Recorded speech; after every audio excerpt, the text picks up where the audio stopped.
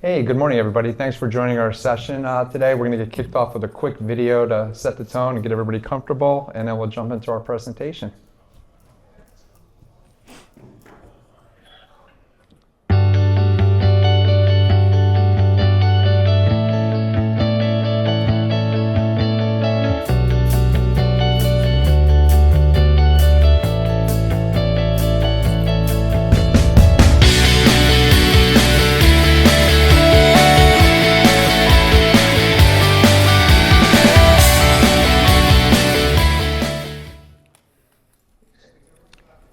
Well, good morning. I'm Chris Young with Sensaria. I'm the Executive Vice President of Sales and Marketing for Enterprise B2B.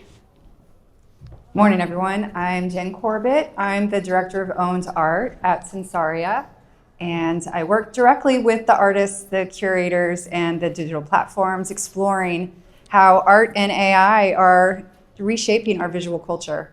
So I essentially live at the intersection of human creativity and machine intelligence.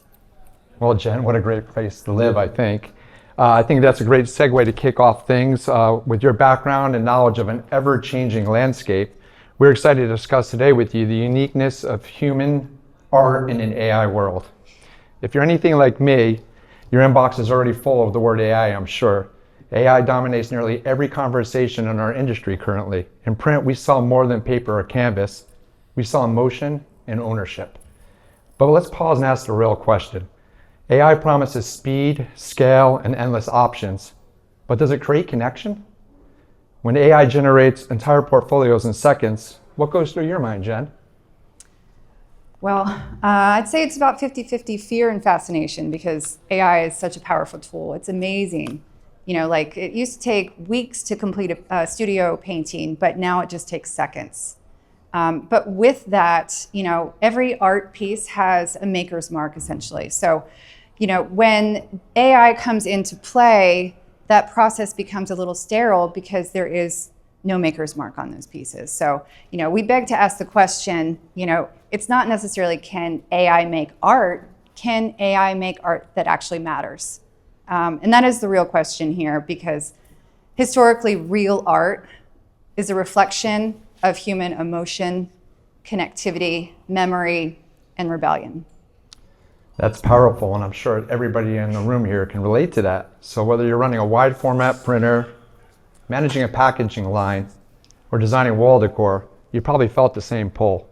I'll look at it in this way. AI is a brilliant assistant, but it's not a storyteller. Meaning comes from people, the teams, the artists behind the output. And most importantly, let's explore how humanity has also defined creativity, even as technology continues to evolve. That's our job. That's where the human element, our teams, our partners, our artists, turn output into impact. The tools are going to continue to get more sophisticated, but what that essentially does, that highlights what makes humans irreplaceable. Yeah, great point, Jen, and that's why this conversation matters in print, because print is where creativity leaves the screen and enters our world. It's proof of intent, a product you can hang, ship, sell. And when you merge AI scale with human story and print's permanence, you get something powerful, personalization with soul. Over the next few sections, Jen and I are going to discuss and unpack that idea, how art has evolved through history to express what it means to humans, and how AI is reshaping that as we speak today. So let's start where art itself began, with the human hand. So there's two artworks on the screen. One is made by AI and one is made by traditional media. Can you tell which is which? I'm going to open that to the floor. Anyone? Yeah. Yeah? I say the one on the left is human, Mm-hmm. one on the right is AI. Why is that? The brush strokes are too uniform on the one on the right. And, but that's my Okay. Anyone else? Yeah? Chris, you had some insight too, right? Yeah, I actually agreed with both of you as well too for some of the same context. I thought the one on the left felt more like a classic look or Renaissance for me, as in the eye of the beholder, where the one on the right looked a little bit more too uniform per se, from my perspective. Yeah. So that's what really resonates what we're seeing in the market today with the explosion of AR and generative iterations. Consumers can sense authenticity almost instantly, but they may not say it, but we all know what we feel in our heart. You could have two prints side by side, just like these, but buyers are looking for emotional connection, not perfection. Every content and print run is a chance to deliver that something special feeling to me and how it correlates to my feelings. Yeah, and for the record, you're right. Woohoo, yeah. Yes. But it's similar to getting a handwritten note versus an email. You know, the handwritten note has more presence. Even though the message is the same, you still feel the authenticity of that handwritten note versus that email. And in art, it shows up in the presence of brushstrokes. That is the authenticity. So you're not just printing images, you're actually printing identity. Yeah, and that's the sweet spot. So the next wave of innovation isn't just about faster presses or smarter software. It's how we embed storytelling into the products that we produce. That's where personalization stops being a trend and it becomes a philosophy. Yeah, and that philosophy moves beyond commerce because personalization is that human desire to connect and to leave a legacy behind. Because ultimately, when someone buys a print, they're decorating not just a wall, they're curating that identity for themselves. So, you know, they're saying that this image represents me, represents someone that I want to be, perhaps. So, reminding us that art, design, and technology, we're all here to serve the same goal, which is to make the human experience visible.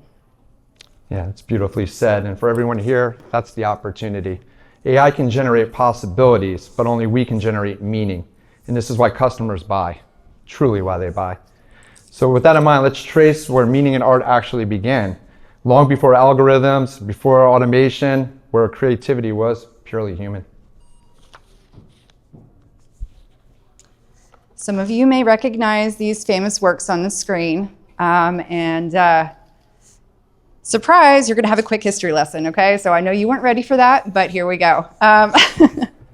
So if we're going to talk about what's going on today in creativity, we have to look past into all the art movements that have come before us. So it's important to note that every major art movement that we've had has begun to a reaction to something mechanical.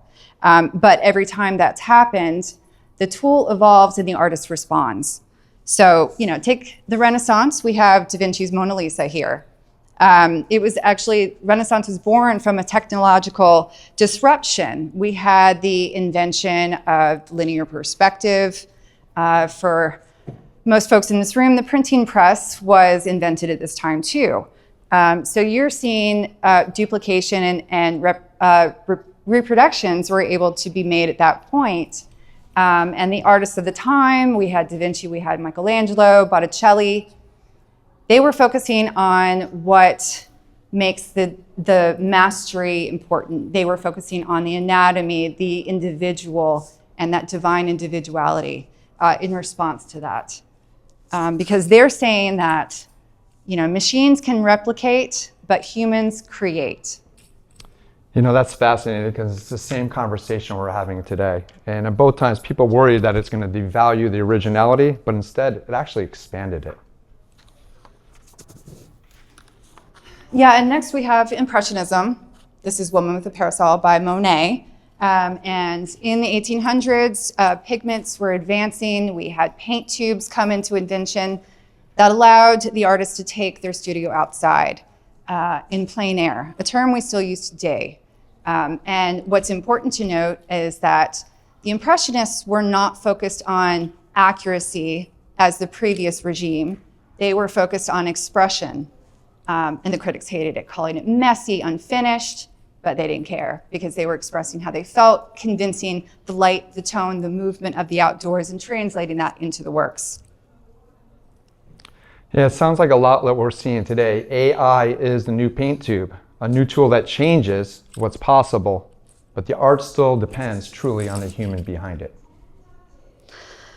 Yeah, and fast forward to the 20th century, we had a ton of art movements come into play, all as a reaction to the industrialization.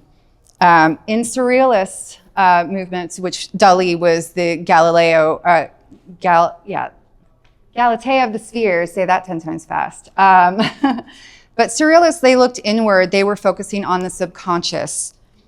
Here we have abstract expressionism. This is a Pollock painting. And the paint was turned into a performance at that point. He splattered emotion onto the canvas. Art stopped being about depiction. It was about presence. And you could feel the artist in the work. The gestures, the struggle, and knowing when to stop painting as an artist, that's the hardest part, right? But that's something that AI cannot replicate. It can simulate the style, but it can't go through the struggles, the emotion that the artist felt when creating those pieces. And the imperfections are what make the human art so powerful. Yeah, the story adds the premium is the message here. What gives art its value isn't just what's on the canvas. It's the process, the story, the humanity behind it. Because when you think about it, every product we create is part of someone's story, their journey, their home, their business, their brand, their identity, their meaning. Yep. The process is the proof of the presence. Because when you're looking at the Pollock, you're not seeing the paint, you're seeing the act of the painting, that motion, that human hand in motion. It's an energy that translates through multiple creative disciplines.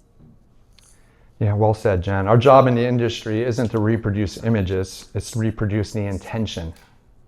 So we're the curator of the artist's voice. Whether it's Van Gogh, and let's go, or a graphic designer using AI prompts. Yeah, that's why art history matters more than ever, really.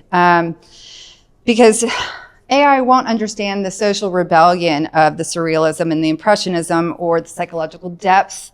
And they can't express the existential courage that it took for Pollock to create those paintings. But they didn't happen because people could paint. It's because humans could feel, and they were trying to convey that emotion. Does anybody know where Van Gogh actually painted this painting?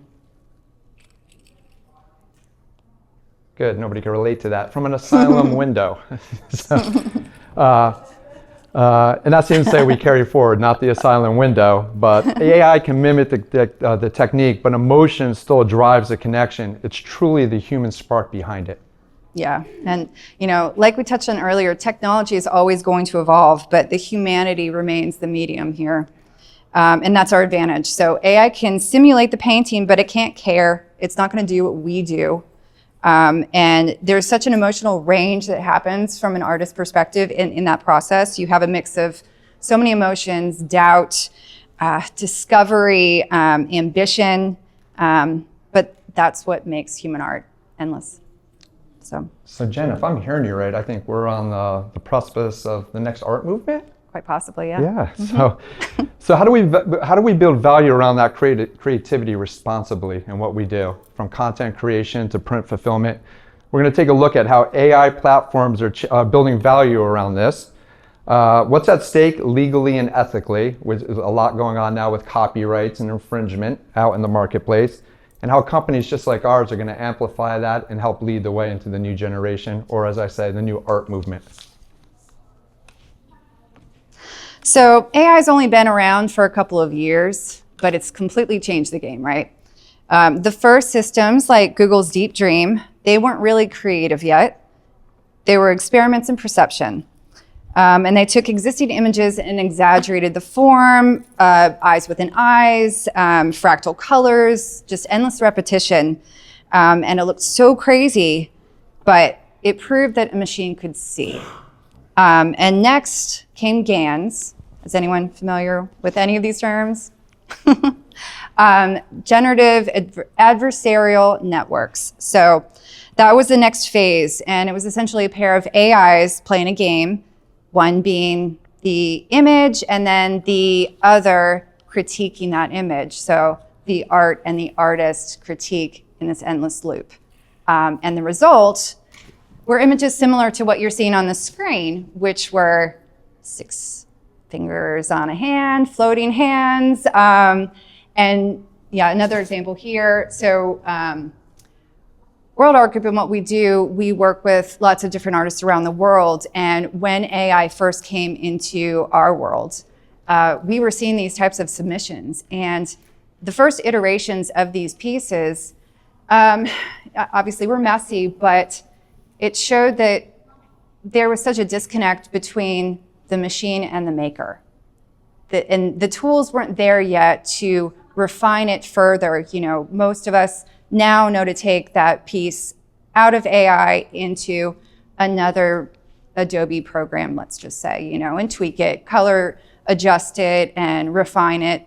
As an artist, that's where we come into play. But these are the early iterations of that. So next, the real revolution came with diffusion models. This is also a really fun example of a bad output, right? But the technology behind today's tools is a diffusion model. So in Midjourney, DALL-E, Stable Diffusion, that's how this tool is applied. They don't copy. They start with the pure noise, that digital static, and they imagine the images into existence, kind of like sculpting with fog. Just kind of appears, right? But yeah, we've come a long way. So what you're saying here, this image doesn't exist anywhere else. It's literally created from nothing? Yeah. The models learn visual patterns from tons of examples. So when you're typing in something like a minimalist watercolor of a quiet morning, it understands the tone and the lighting, even the emotional language. That's because these systems were built on the language learning models. And that's the same kind that power our conversational AI today. But the systems don't translate words just from pixels. It creates the intent as well, translating that intent. And that's what makes prompting such a creative skill. So artists are learning to have to learn this new language and speak AI, right?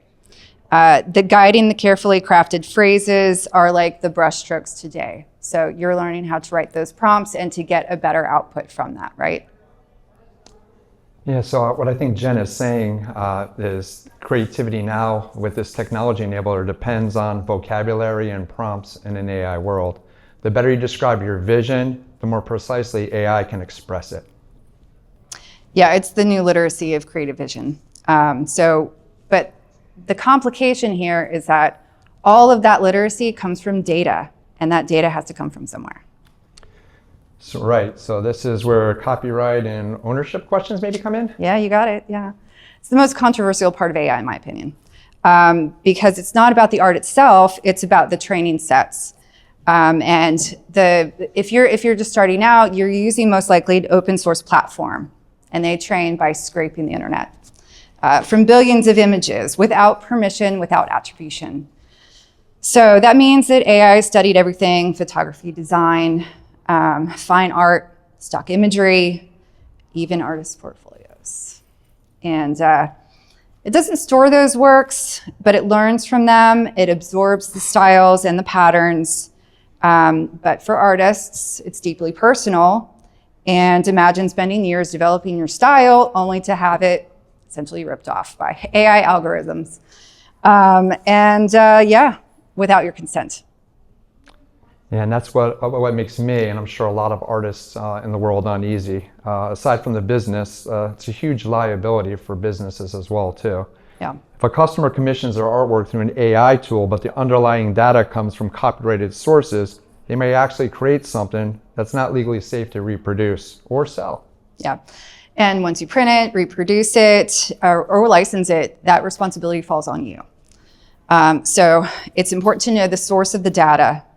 And we're seeing now two paths emerge in the AI world. One being that open source, where it's fast and flexible, but built from scraped imagery. And then the other is closed or licensed data sets, trained on proprietary libraries where the rights are clear. And we are focused on that second path, ensuring that all the visuals that we're creating with AI are from our own art catalog.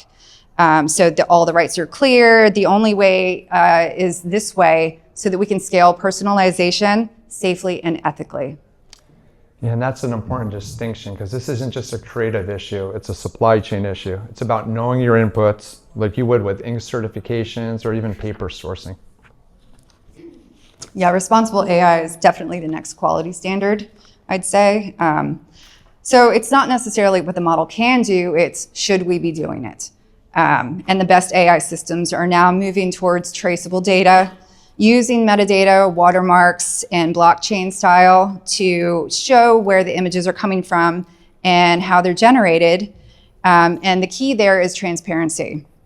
So for our industry, reproduction and compliance do matter.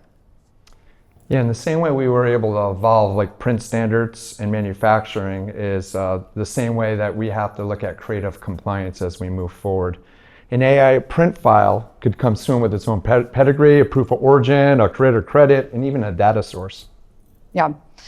AI art becomes more than safe, it then becomes valuable, and artists can be credited, compensated accordingly. All the brands will be protected, and consumers will be confident in what they're buying, that they are supporting the art and the content. And that's when AI becomes a real business tool for print. Yeah. When we combine automation, traceability, creative diversity, we can deliver personalization at a mass scale without losing our integrity. Yeah. AI is our engine, but human taste and ethical frameworks, that's the steering wheel, always staying in human hands. Yeah. But I guess that's the partnership that defines this new creative era. Machine intelligence expanding into human vision, not replacing it. And that's exactly where personalization and print thrives. It's in that space between automation and authenticity. Yeah. When you merge AI speed with the sensitivity of a human choice, hands on the steering wheel, you get a product that's both efficient and emotionally connected to the end consumer. So this is another example of prompt evolution. So the image on the right is the end result. The prompts shown on the screen are the details. It goes from one word to this almost paragraph of prompts. And you can see the iteration progress here at the bottom left. So this image on the right is what we saw earlier today. And all of these images on the left are the progression of iterations that got here. And this is actually a piece that was created by one of our in-house designers who is focused in AI art. So she's well-versed in color theory. She's got 20 years of expertise in the field. And yeah, so seeing what she puts in, visuals and prompts, keywords, the end result to the right is what we get. And it's a pretty authentic AI piece. Ultimately, the goal isn't to let AI create for us, but to create with us. So responsively, creatively, and consciously.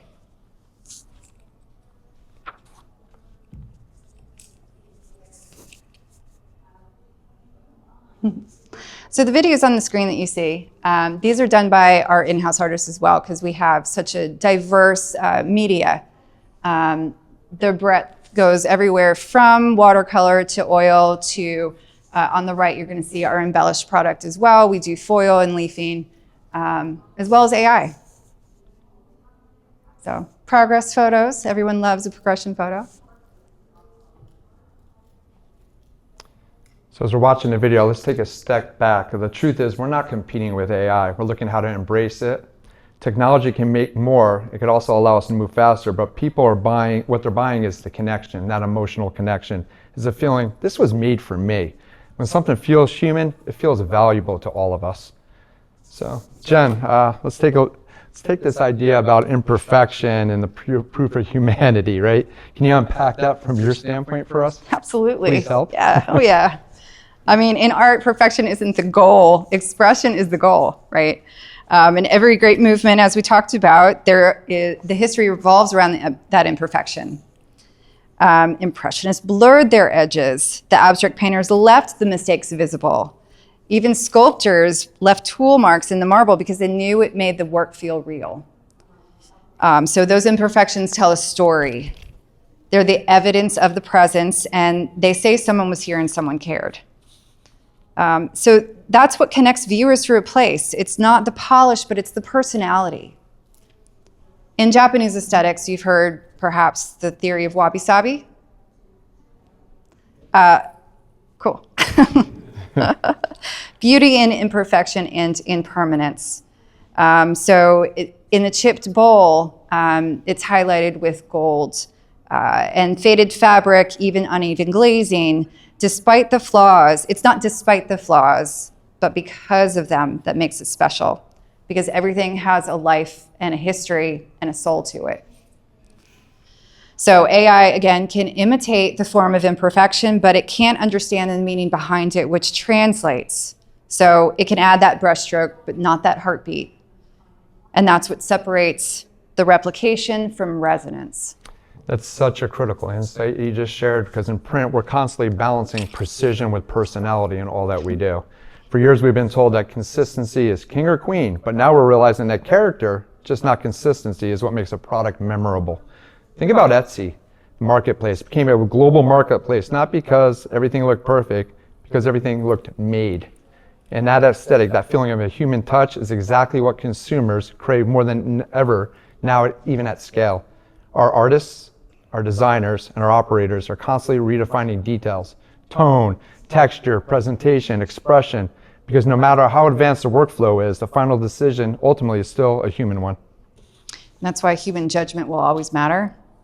For every great piece of art, every great product, someone has to interpret that emotion. Someone has to decide when enough is enough, when that symmetry is too clean, when silence says more than noise, when that negative space needs to expand. And that's intuition, not algorithm. So with that intuition is the reason that someone keeps looking at an image or returning to a brand.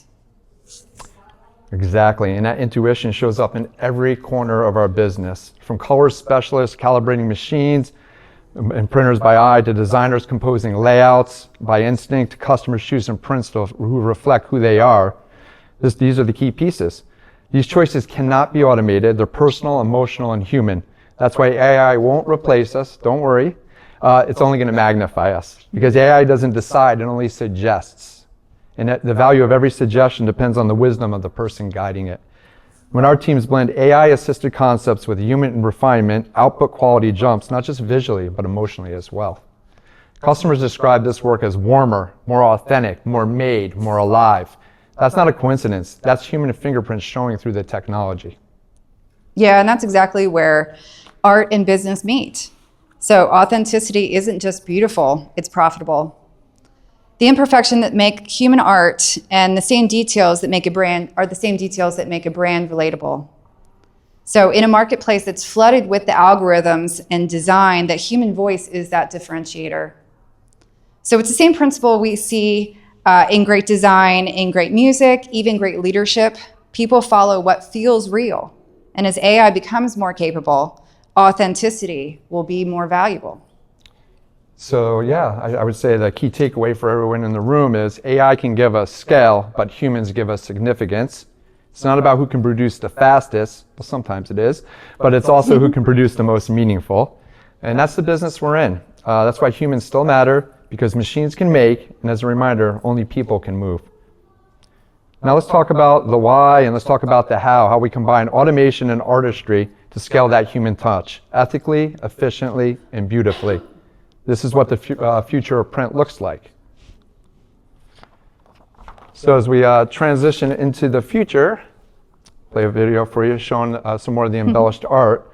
This is everything that we've covered has really been leading to this point. The conversation around AI usually divides people into two camps, those that fear it and those that worship it. We see it as a tool, a powerful one, but still a tool. The key is using AI to accelerate ideation, reduce friction, and enable personalization at scale. But the soul of what this is all about still belongs to the people. Every workflow we design follows a simple equation. AI generates scale, humans curate meaning, and print brings it to life. Yeah, and it's, again, important to note that every creative revolution is essentially started with fear, but ended with that expansion. So when cameras were invented, painters thought that was the end of it. When digital tools first arrived, illustrators were worried they would disappear. I remember I was there. But when it actually happened, it forced a new medium for artists. We had to evolve. We had to focus less on what the technique was and more on that vision. And AI is no different. It's the newest brush. It's the newest lens. What defines great art and great brands isn't the tool, it's the taste. So it's how you use that technology to express something that still feels alive And when you look at print on demand, the ability to create one-of-a-kind products on demand anywhere, it's a perfect marriage of human creativity and machine precision. Well said. Exactly. Print on demand is where the whole conversation becomes tangible. We apply human judgment before an AI-assisted design ever reaches a printer in all what we do. As an example, our curation team, they evaluate composition, emotional tone, customer relevance, things no algorithm currently can measure. And when we move into production, our technology translates that into creative intent into a physical form, color matched, texture, and tangible. Yeah, that's the beauty of it, because you're building a system that can scale individuality, and that's something art alone couldn't do. So for centuries, art was limited by the scarcity. Now technology allows us to reach those masses. However, abundance only has value when it still feels rare.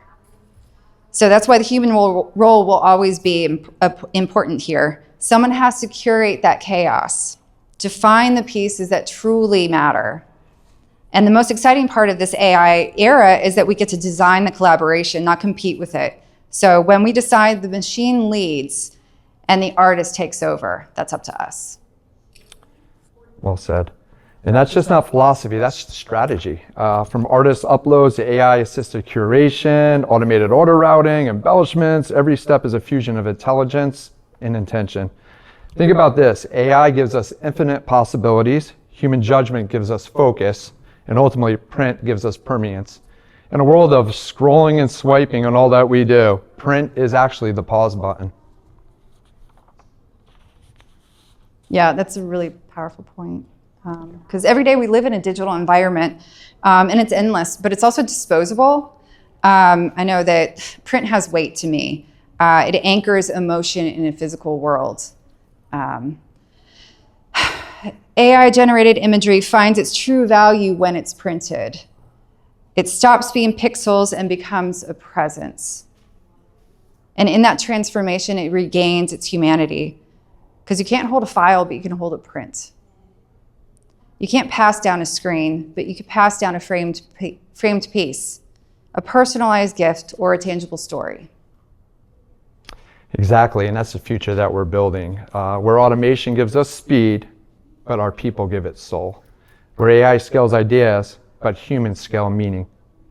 That's the synergy we're all headed towards. AI as the accelerator, humans as the authors, and print as the proof. And you know, Jen, when these three things align, we don't just print products, we ultimately print emotion. That's right. So as we wrap up today, let's bring everything full circle. AI is changing how we work, it's changing how we design, how we produce, and how ultimately we sell. But if there's one takeaway from the conversation, it's this: AI may be capable of creation, but only humans are capable of meaning. So we're going to go, again, full circle. These two images, again, were both created by our in-house team. One is AI, one is traditional media. Can you tell which is which? Yeah? So my guess is the opposite that it was earlier. The left one is AI, and then the right one is traditional media. Yep. Next slide. You can tell. Are they both AI? They're both. No, they're both traditional media. Ta-da! What about this one?